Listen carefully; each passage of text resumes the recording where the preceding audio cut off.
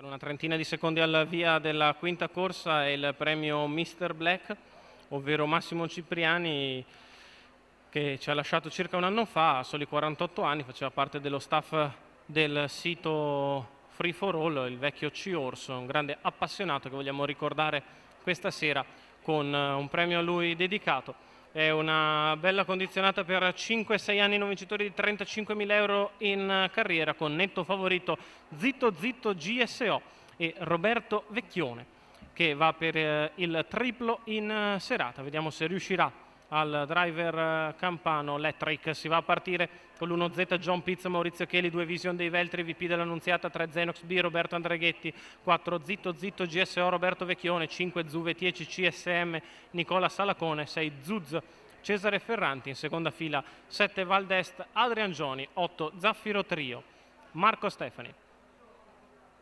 Allineamento che va a completarsi, non tocca l'ala per il momento Zitto Zitto GSO, gli altri tutti bene allineati. Si ritrae come da caratteristiche Zitto Zitto GSO. Si parte con il tentativo da parte di Zuve 10 CSM di assumere l'iniziativa.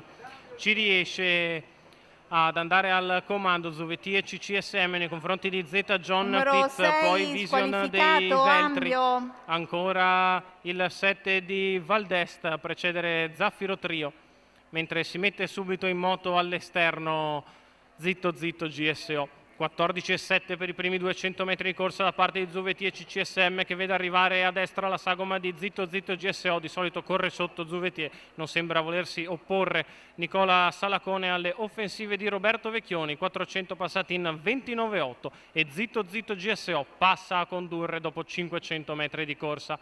Terza alla corda è Z John Pitts avanti a Vision dei Veltri, Valdest e Zaffiro Trio. 44,6 per i 600.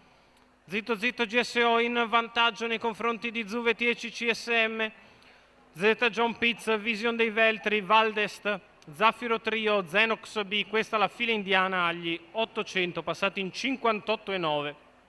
A ritmo svelto quello imposto dal battistrada, che per ora non lascia avanzare nessuno all'esterno.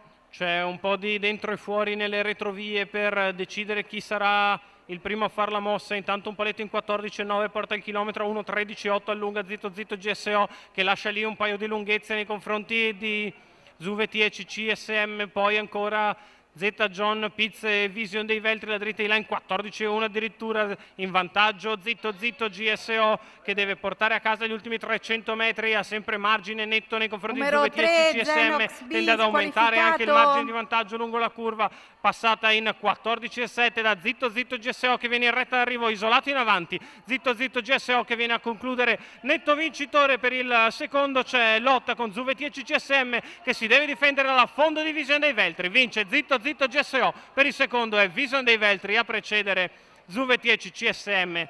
29 di là, 29,3 di qua.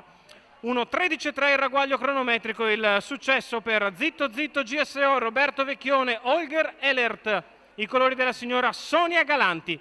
Ritorna in Italia dopo la sfortunata breve parentesi francese. Zitto Zitto GSO coglie un bellissimo successo qui a Cesena, il figlio di Lasteboussier, che si isola in avanti dopo aver ottenuto strada da Zuve 10 CSM, paga 1,77 al totalizzatore. Completano la trio il 2 di Vision dei Veltri e il 5 di Zuve 10 CSM, in numeri 4, 2, 5.